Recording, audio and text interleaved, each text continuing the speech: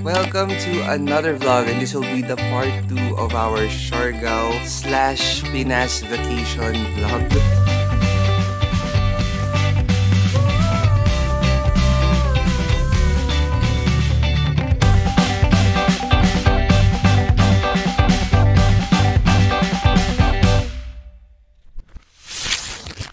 Hey guys, it's Mired and I hope you're ready for another episode of the #Red Vlogs. Welcome to another vlog, and this will be the part 2 of our Siargao/Pinas vacation vlog. Grabe ang morning na ito. Nagising kami around 5:30 AM. It's currently 6:30 na. And to our surprise, pawis na pawis kami kasi walang kuryente. Nawala ng kuryente, we're not even sure kung dito lang sa area kung nasa yung Airbnb namin or buong Siargao. But the thing is, tinry namin i-contact yung mga meron kaming contact, like yung tour guide, yung tricycle na nasakyan namin nearby. So far, nag-reply yung tour guide, meron daw kuryente sa kanila. So medyo hindi na alam yung gagawin kasi kapag ka dito, apparently pag walang kuryente, wala ding water. So first time in my life, naligo kami ni Frank dito sa poso kasi merong poso dito katabi ng kitchen. Grabe, what an experience. So ayan, hindi ako makapag-dry ng buhok. Kinonta ko na yung Airbnb host, hindi pa siya nagre-reply. Anyway, around 7 to 7:30 AM daw kami dadaanan dito nung van. For reference, dun kami nag-book nung land tour na to through Gotmart.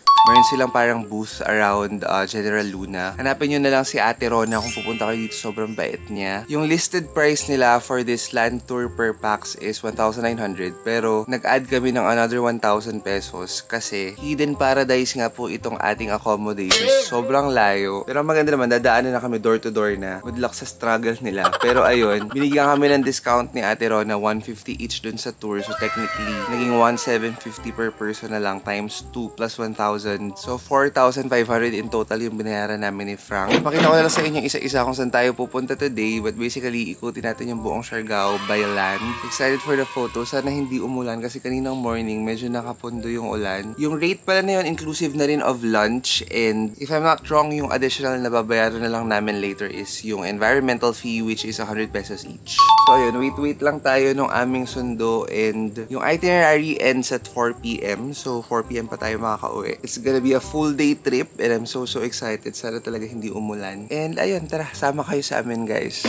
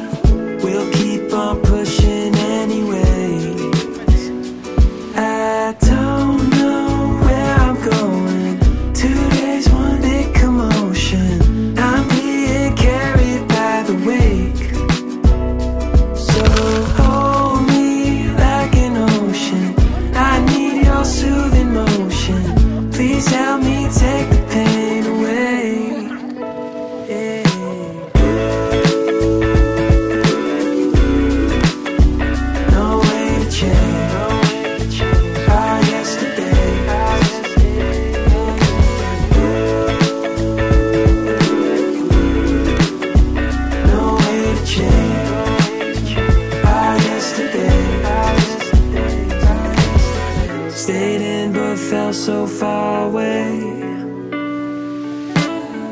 Last night was one big holiday. Cool winds on me out by the shade. Put my weekend on layaway. I don't know where I'm going. 2 days, one big commotion. I'm being carried by the wake. So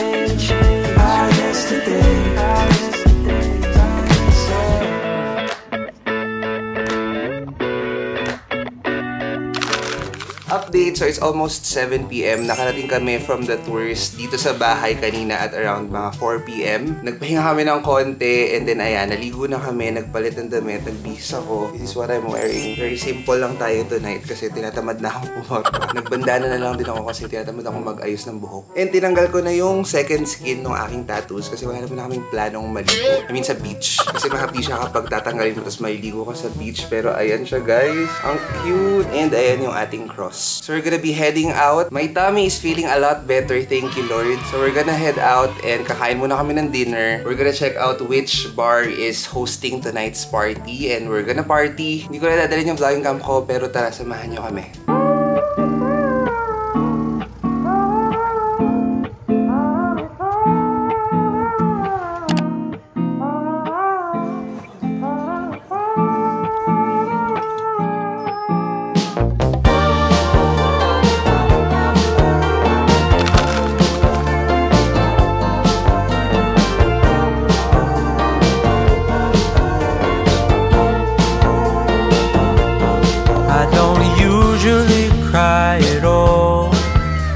Why is it always close, ranging from a movie scene to made up people in my dreams? The last time, if I recall, was a feeling of being alone.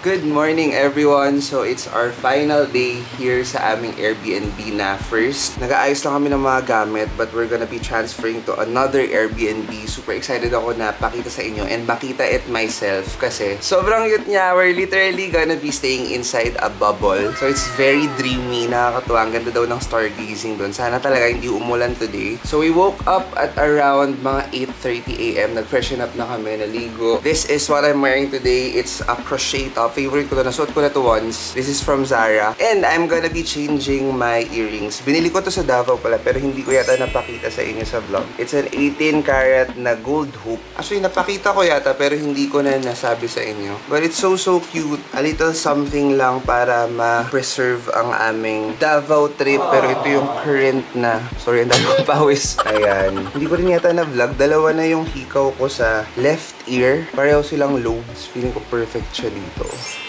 Ayan, isang diamond stud and feeling ko it goes well naman. Dito sa kabila, I'm wearing a different gold earring. Para siyang Chinese fat chai. So ayan, isa muna yung gagamitin ko. Tapusin lang namin yung pag-aayos ng gamit and naalis na rin tayo. And we'll be off to our Airbnb number 2.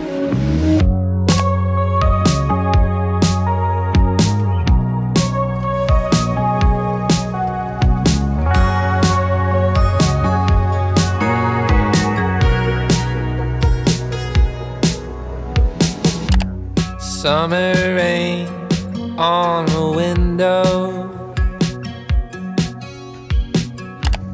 Watch the time float on. Cool air blows a memento as I fall behind.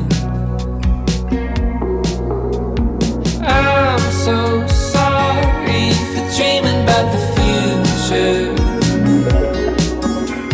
Maybe I'll be better when we're old enough. Hey, I'm sorry for dreaming about the future. You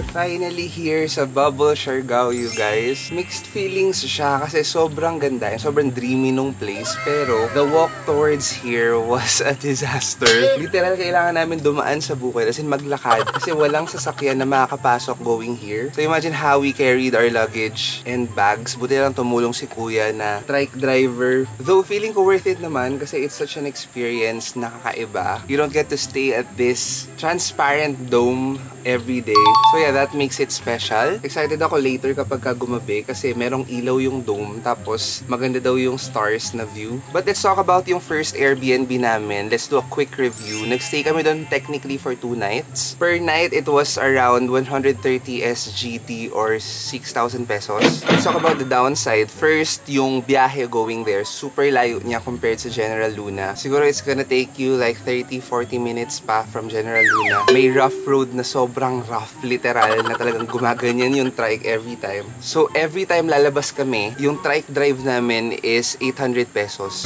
So, imagine na magkano na kami sa transpo. Buti lang mabait si Kuya Marlo, yung trike driver na nakatira malapit doon sa first Airbnb namin. Siya yung tawag-tawagan. Hindi kasi kami marunong, although marunong ako magbike at magmotor, pero hindi ako confident na, alam mo yun, natatakot ako maaksidente. Si Frank hindi rin siya marunong magmotor. So, I would say, kung kayo marunong kayo magmotor, it's nice to stay there kasi at least you can navigate through by yourselves and mura lang. Kasi parang 300 per night yata or per day yung mga motor nila dito. Tapos, isa pang downside doon, yung water. Medyo mabaho yung water. Hindi ko lang paano siya i-explain. Basta parang amoy kalawang yung water. Siguro yung pipes niya and all. And wala silang pa-change nung towel.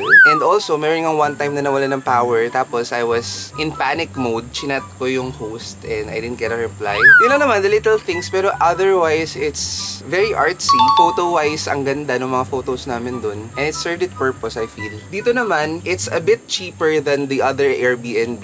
If I'm not wrong, around 4 to 5K per night dito. One night lang naman kami nagstay dito. It's just plainly for the experience. So tara, pakita ko muna sa inyo yung place.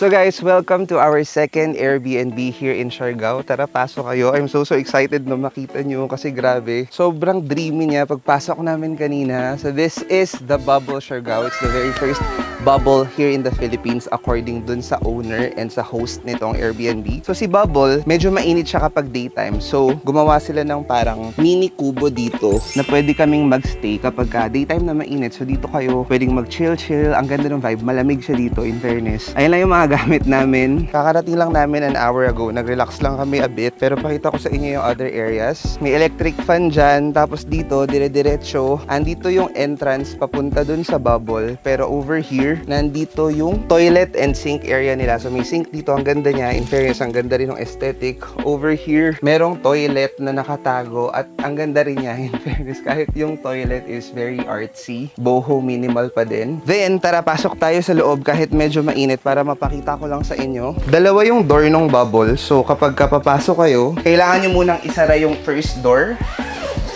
before nyo i-open itong second door para makapasok kayo sa loob as such. And ayan, we're finally here sa loob ng bubble. Nakakatuwa. Sobrang cute niya dito sa loob. I can just imagine kapag ka nighttime na, tas malamig. Tas ang ganda-ganda daw ng view ng stars dito. Perfect mag-stargazing. It's pretty romantic. It's so nice. May air-conditioned unit din pala dito. Iba doon sa pump kung saan nag-blow ng air para makip yung inflated bubble. So ayun, it's just such a cool experience and I'm so excited for tonight. Medyo spacious din siya in fairness.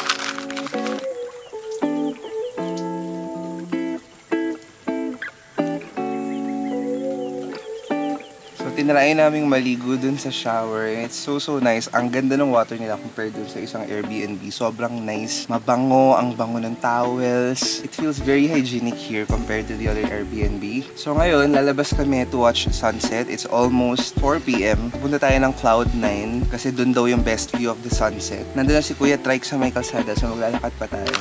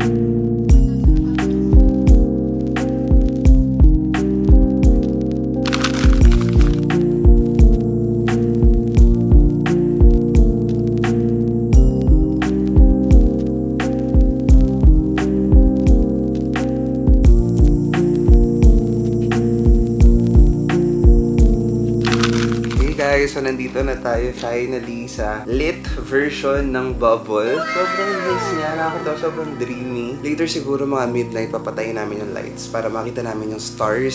So ayun, medyo sumama na naman po ang pakiramdam ko. Medyo nagkasinat na naman ako and kailangan namin magpahinga na maaga kasi tomorrow, yung flight namin is at 4 p.m. Connecting siya, we're gonna go first sa Cebu, then connecting Cebu to Singapore. So we're gonna check out at around 11 a.m. Actually by right 10 a.m. lang. Nagpaalam ako kung pwedeng 11. Pumayag naman yung host. Super nice. So ayun, update ko na lang kayo tomorrow guys. Sana pag-isip ko tomorrow ay wala akong sinat na. Kung sakaling makita yung stars later, i-video ko na lang din para makita nyo. Good night everyone!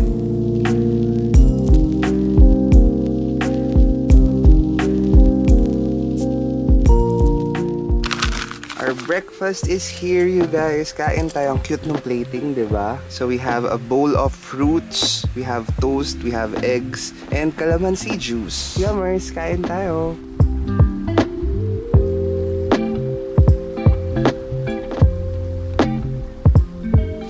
Are all set, you guys. Nakapag-ayos na kami ng mga gamit. Nakaligo, nakabihis. We're just waiting for Kuya Trike. Susunduin niya kami ng around 11 a.m. dito sa Airbnb. Then, he's gonna drop us off at a restaurant here called Mau Mau. According dun sa host ng aming Airbnb, it has the best pancakes in town. So, we're excited to try it. So, doon na kami magla-lunch. Although, medyo busog pa kami from the breakfast kasi medyo heavy siya. Then, doon na rin kami mag-aantay for our van that will take us to Sayak Airport or yung Siargao Airport, which is at 2 p.m. So ayun, it's such a nice trip. Very chill lang siya. Nakapagpahinga kami ng maayos pareho ni Frank and minus all the sakit. Smooth naman yung travel. Very chill lang nga again. So dadating kami ng Singapore later around 11:30 or 12 midnight na. So we still have a full day tomorrow, Sunday, to rest before going back to work on Monday. Ang hangin dito nakakatuwa. But anyway, dito na natin i-cut yung ating vlog for today. I hope you guys enjoyed watching. If you have any questions, do comment them down below and try kong sagutin lahat yan. If you enjoyed watching, don't forget to subscribe to be part of the #Red Squad and wag nyo na rin kalimutang i-tick yung notification bell para notified kayo every time we have a new uploads like this one. Yun lang naman. Again, thank you so much for watching this vlog and I hope to see you on the next one. Bye guys!